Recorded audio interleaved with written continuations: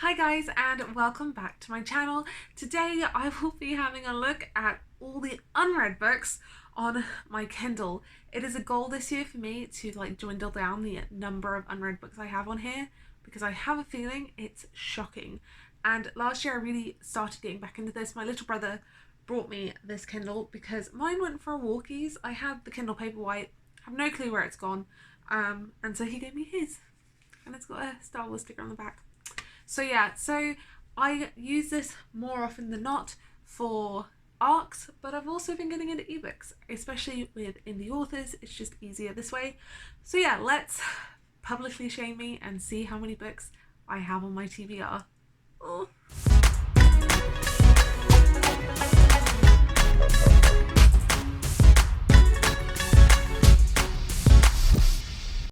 Right guys, because I am really trash and can't remember exactly why I bought some of these books, I have my trusty tablet here to explain what they're about and give you a better synopsis. Yeah, so what I'll do first is all the books that have been published I will throw up here and read the descriptions and give you an excitement level to read them. And then we will throw up my advanced readers copies or my ARCs that I get from NetGalley. I read them on my Kindle just because it's easier. I also read them on tablet sometimes because I have to read a script on here. But let's just do it. Let's just jump in. So the first book I have is The Test by Sylvian Neuvel, and this says, Britain, the not too distant future. Idea is sitting his British citizenship test. He wants his family to belong. 25 questions to determine their fate, 25 chances to impress. When the test takes an unexpected and tragic turn, Adair is handed the power of life and death. How do you value a life when all you have is multiple choice? And I have heard that this is like an episode of Black Mirror. I love Black Mirror. I'm anticipating it's going to be a 5-star read. I'm taking my Kindle on our next holiday, so that's when hopefully I will plow through some of these books. But yeah, it sounds good. Eventually I will be going for my citizenship test, so I hope this doesn't scare me. I'm actually worried that this may scare me. But it sounds good. I'm really excited. Everyone really loves it. I can't wait. The next one, and I did just buy that one recently. Like most of these, I bought recently. And then we get into the ones that I've had for about a year. Shame. The next one is The Faceless Woman by Emma Ham.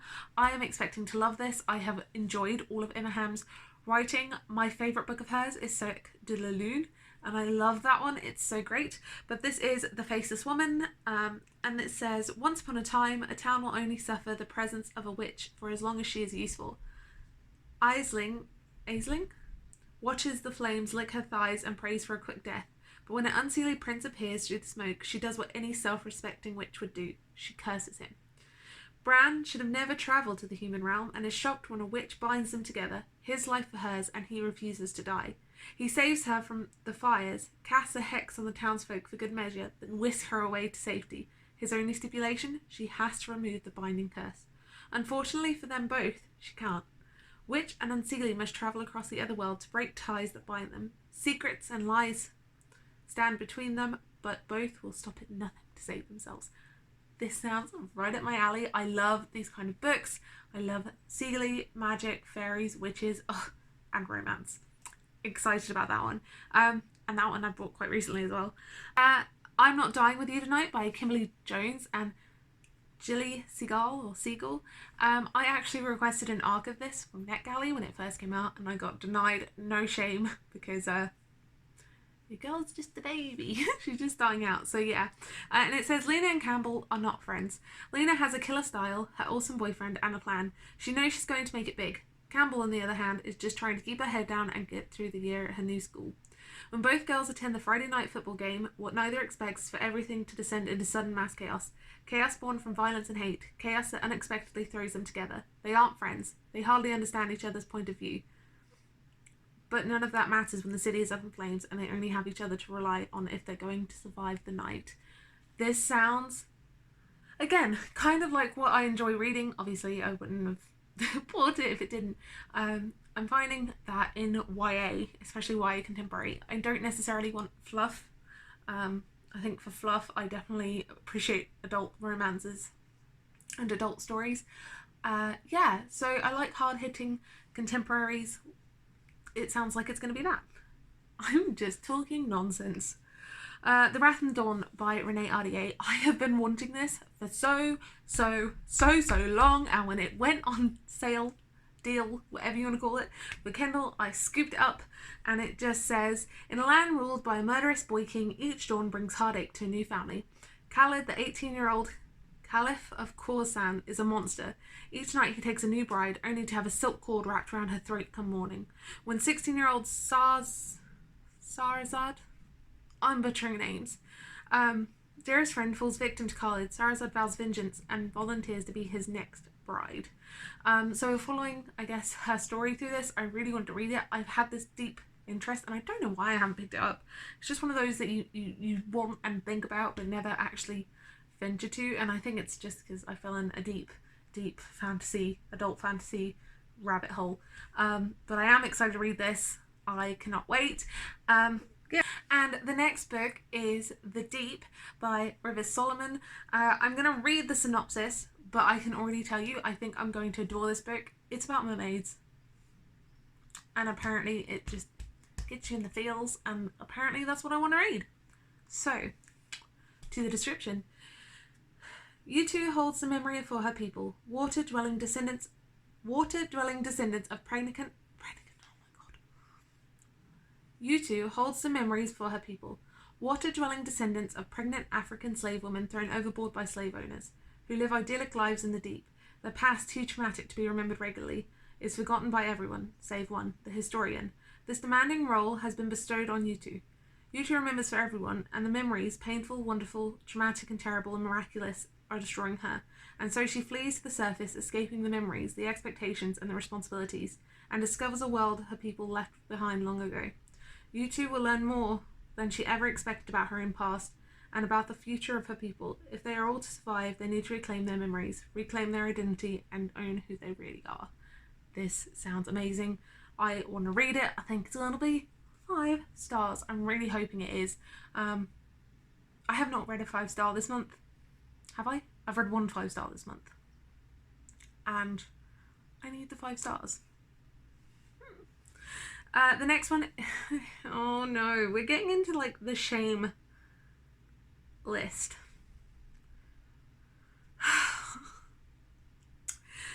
Radiance by Grace Draven. I've had this for a year. Haven't read it because on my Kindle, and I just picked up ARCs on my Kindle. That's a lie. I didn't just pick up ARCs. I picked up Emma Ham books on my Kindle. So I have no excuse. I'm just bad. Bad. Anyway, this says, the Prince of No Value, Brish Kazkum, Prince of the Kai, has lived content as a non-essential spare heir to a throne secure many times over. A trade and political alliance between the human kingdom of Gower and the Kai kingdom of Bast Herodis requires that he marry a Gurai woman to still seal the treaty. Always a dutiful son, Brashin agrees to marry and discovers his bride is ugly as he expected and more beautiful than he could have imagined. Already I'm intrigued. The noble woman of no importance, Aldiko, niece of Gwara King, has always known her only worth to the royal family lie in a strategic marriage. Resigned to her fate, she is horrified to learn that her intended groom isn't just a foreign aristocrat, but the younger prince of a people neither familiar nor human. Bound to her new husband, Aldiko will leave behind all she's known to embrace a man shrouded in darkness, but with a soul forged by light. 2 people brought together by the trappings of duty and politics will discover they are destined for each other, even as the power of a hostile kingdom scheme to tear them apart. Again, I love romance. There's not very much in like a romance book, as far as like plot devices and tropes that I hate, as long as it's written well. And so I'm excited. A lot of people talk about Grace Draven and how wonderfully she writes and creates these epic woozy? That's not the right word. Swoony, there we go, romances. So I can't wait to dig my head in. What? Dig my head in? We're going with it. I can't wait to read it. Oh no, I don't. The Barrow by Mark Spiley. I listened to a quarter of this. I really enjoyed it. Want to finish. So ring the shame of unread bell. Shame of unreadness bell. Belle. Yep, that's what we're going with. This is all Holly's fault. I saw her vlogging her experience reading this and she got me intrigued. So let's just read. It says, action, horror, politics, and sensuality combined in this standalone fantasy novel. To find the sword, unearth the burrow. To unearth the burrow, follow the map. When a small crew of scoundrels, would-be heroes, deviants, and ruffians discover a map that they believe will lead them to a fabled sword buried deep in the burrow of a long-dead wizard, they think they've struck it rich, but their hopes are dashed when the map turns out to be cursed and then is destroyed in a magical ritual.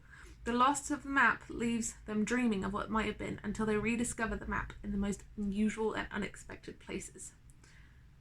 I want to read this. I enjoyed it. It's going to be a 4 or 5 star from what I've read so far of it, unless the ending just completely... but yeah, really excited.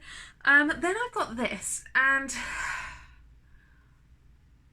I don't know why I bought it. I was intrigued, and yet I haven't picked it up with both of these, and I'm really ashamed because I do like historical fiction.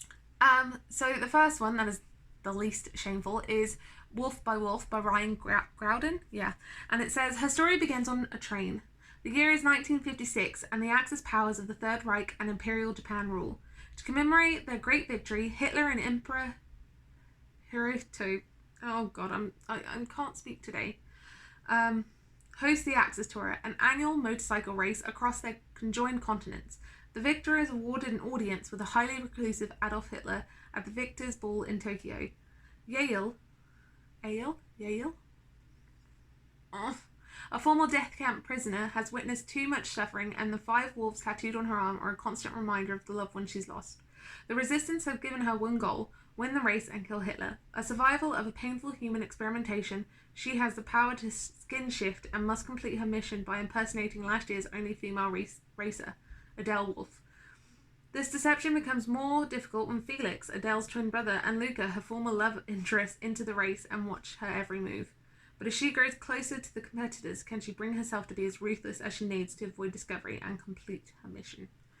This sounds very similar to Man in the High Castle. I was going to say Man in the High Tower. Man in the High Castle. And I kind of like this idea of re-exploring what would have happened if Germany won and how we could have defeated them in a resistance style. So it's piqued my interest. Another World War II book I have on here, which is shameful. So shameful because I also own a paperback copy. In all fairness, I found the paperback copy for free in our little local take and share, take a book library thing. And I put about 20 books in and took that one out. So, and that is The Nightingale by Kristen Hanna. I feel like everyone knows what this is about. Everyone's read it. In all honesty, I want to read it. I'm scared to read it because it's sad apparently, and I don't know that I can handle sadness. But I do love this genre. Like, there is something in my heart that loves this genre, that loves this specific time period, and I'm very excited to read it. France, 1939. In the quiet village of Carrefour, Vianne Marillac says goodbye to her husband Antoine, and as he heads for the front, she doesn't believe the Nazis will invade France, but invade they do. In droves of marching soldiers, in caravans of trucks and tanks, in planes that fill skies and drop bombs upon the innocent. When a German captain requisitions Vianne's home, she and her daughter must live with the enemy or lose everything, without food or money or hope. As danger escalates all around them, she is forced to make one impossible choice after another to keep her family alive. Vianne's sister Isabelle is a rebellious 18-year-old girl, searching for a purpose with all the reckless passion of youth.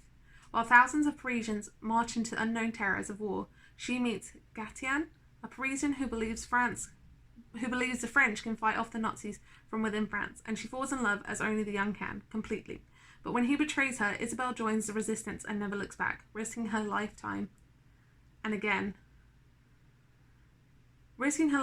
time again to save others. With courage, grace, and powerful insight, best-selling author Kristen Hanna captures the epic panorama of World War II and illuminates an intimate part of history seldom seen, the Women's War. The Nightingale tells the story of 2 sisters separated by years and experience, by ideals, passions, and circumstances, each embarking on her own dangerous path towards survival, love, and freedom in German-occupied, war-torn France. A heartbreakingly powerful novel that celebrates the resilience of human spirit and durability of women. It is a novel for everyone. It is a novel for a lifetime. So I want to read it. I'm going to read it. It's going to happen. I need to read it. So yeah.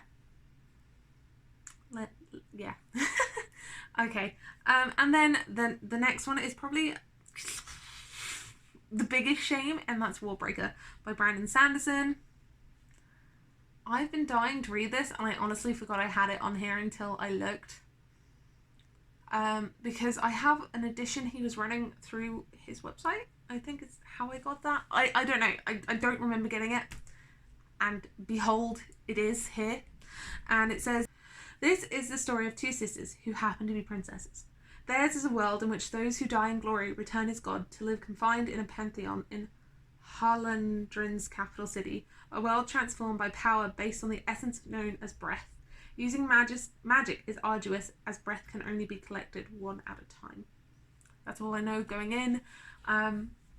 It's kind of all I want to know. I know it's about sisters, and I know one of them, I think, was raised to marry, and something happens, and the one that was supposed to marry doesn't, or does. I don't know too much. I want to read it. Again, I need to just read it. I love Sanderson, and I love his like magic systems. They're so good. His world building so good. Characters just so good.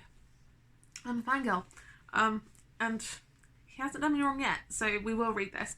And the last thing I have on here is the Percy Jackson series. I've read book 1 and 2, so I just need to read 3, 4, and 5, which is, I think, the Titan's Curse. Let's just look on here. The Titan's Curse, the Battle of the Labyrinth, and the Last Olympian. I think those are all the ones I need to read. Percy Jackson is about a boy. The first book in 8 is about a boy who discovers he is half god and gets sent to a camp, and adventures ensue. I just want to read it. They were left over from my brother gave me his Kindle, so I thought it'd be nice to just give them a go. I did like the first 2. They were kind of quick, fun reads. Not my favourites, but not horrible. They just don't hold the nostalgia factor like Harry Potter does. But that doesn't mean that they'll be bad. There's been plenty of middle grade books and younger YA books I like. So yeah, I'm going to give them a go, see if I like them, see what all the hype is about. I feel like I've yammered on for so long. Let's just jump into the arcs I've currently got. I am good about reading those off my Kindle and writing reviews, so I only have a handful, and a lot of these don't come out until the summer, so I have plenty of time to read them. The only one that already came out in December, and I still have a copy of it, I just got it recently, is Honeymoon Alone by Nicole Macaulay, and it says, "Just how reliable are psychics? Specifically, psychics hired by your sister for wedding entertainment. When irrepressibly romantic Lucy Gray is ditched at said wedding by her date in front of her whole family, the promises of a psychic seem better than her pity-riddled reality." Whew! The psychic's advice seems insightful. Stop ignoring fate's signs. Fate will lead you to love. But when fate leads Lucy to London, she finds herself tangled in a web of lies, in a story about finding independence and taking chances. Lucy learns that leaving everything up to fate can be dangerous, and jeopardizes her chances at happily ever after. So it just sounds like, I don't want to say typical, but it sounds like the romance I like. I like when something goes wrong. I like things like this. And you'll see in another romance I've downloaded. I have fallen in love with the romance genre, and I really want to figure out who I like and who I don't, or maybe not who, but the type of writing I like, the type of topics that are handled. Yeah, because I loved Helen Huang's books last year. They were just brilliant, and there were some I didn't love, but I'm giving them a go. I also like Fixer Up. So the next one is also this kind of style, rom-com type style thing that I'm enjoying lately, and it says Love's Recipe by Mila Nix. Can two strangers down on their luck discover the flavour of love? Rosalie Underwood is a broke, recently divorced single mother. After she's forced to return to her hometown in St. Asta, Louisiana, she lands a waitressing job at 80s Creole Cafe. Life's not done giving her lemons just yet though. 80s Creole Cafe is on the brink of going out of business. If Rosalie hopes to recover from her disastrous marriage and keep her job, she must figure out a way to save the restaurant. But the only question is how. When Nicholas Fontaine hires Rosalie Underwood, he doesn't expect his newest waitress to stir the pot. He was hoping to keep up the charade he's created since his mother's passing. Soon he realises that Rosalie refuses to let Addies fail. Addies? Maybe Addies. She cooks up a plan to salvage the business, including the part where she enters the restaurant in a food competition to generate town-wide buzz. There's no time for butting heads, the clock is ticking and the business is tanking. Nick's stuck teaching Rosalie how to cook the one-of-a-kind menu. Rosalie's trying her best to learn the delicious recipes. In order to succeed, they must come together and work as a team, but brewing feelings between them only complicates the matter. Is this a recipe for disaster or a recipe for love? I think it sounds really good. I'm really excited to read this. It sounds right up my street. I love these kind of chefy movies. There's one, I can't remember the name. Movie, not book. And I used to watch it as a kid and I used to love it. It's about this chef and this other guy comes in and she wants to be head chef, I think, and she has a kid and it's really good. I love this kind of story and I'm really, really jazzed to read it. Next is a fantasy horror type novel, and that is The Hollow Gods by A.J. Varian. And it says, Black Hollow is a town with a dark secret. For centuries, residents have foretold the return of the Dreamwalker, an ominous figure from local folklore said to lure young women into the wood and possess them. Yet the boundary between fact and fable is blurred by troubling statistics. Occasionally women do go missing, and after they return, they almost always end up dead. When Kai wakes up next to a lifeless body of a recently missing girl, his memory is blank. He struggles to clear his already fed bread conscience. Maya, a floundering university student, experienced signs that she may be the Dreamwalker's next victim. Can she trust Kai as their paths collide, or does he herald her demise? After losing a young patient, crestfallen oncologist Mason embarks on a quest to debunk the town's superstition, only to find his sanity tested. A maelstrom of ancient grudges, forgotten traumas, and deadly secrets loom in the foggy forest of Black Hollow. Can three unlikely heroes put aside their fears and unite to confront a centuries-old evil? Will they uncover the truth behind the fable, or will the cycle repeat? This sounds really good. It sounds, what's the word? Like, it's not set in a fantasy world. Urban fantasy. It sounds very, like, it is, it sounds really enjoyable. It sounds very much like urban fantasy, kind of like a darker twist on Shadowhunters. So I think it'll be good. I think it'll be intriguing, and it sounds like it also has like a thriller twist to it. Up me alley. And then the last one I recently got approved for, and this is a middle grade, and it's called Story Magic by Laurel Gale. This sounded so cute and has like girl power written all over it, and I'm all for that. Girls are forbidden to practice story magic. Only bad things happen when they do. Everyone knows this. But that doesn't stop 12-year-old Kaya Adore from learning the basics from her older brother Hob. The trend is to sense a listener, one of the magical beings that inhabit the world, and tell the story. If the listener is pleased and likes the story, it will allow the storyteller to work magic. Although Kaya knows the rest, she attempts a little story magic to impress Hob. When Hob is taken prisoner in Prima, the faraway capital city, Kaya is convinced it's her fault, either because someone discovered that what she was doing, or because the bad luck has found her. Desperate to save her brother, Kaya will do anything to make it to Prima, including story magic. With each story she tells, her ability to wield story magic grows, and soon she begins to wonder if her brother's imprisonment was really her fault or something else entirely. Each story brings her one step closer to finding Hob and leaving behind everything she's ever known. This sounds like it has the potential to be a really like kick-butt story that's just going to inspire young girls to stick it to the man, I guess, and to not place limits and boundaries on what they're told they can do because they're a girl. I think it's going to be great. Hope it's great. Yeah, and hopefully my Kindle will be not cleared out because I'll probably buy some new books, but hopefully all these books will be cleared off my Kindle to make way for new books. And hopefully this means that, you know, now I've been publicly shamed and you know how many unread books I have on my Kindle, I will have to read them. That way I can buy new ones and not feel so guilty about it.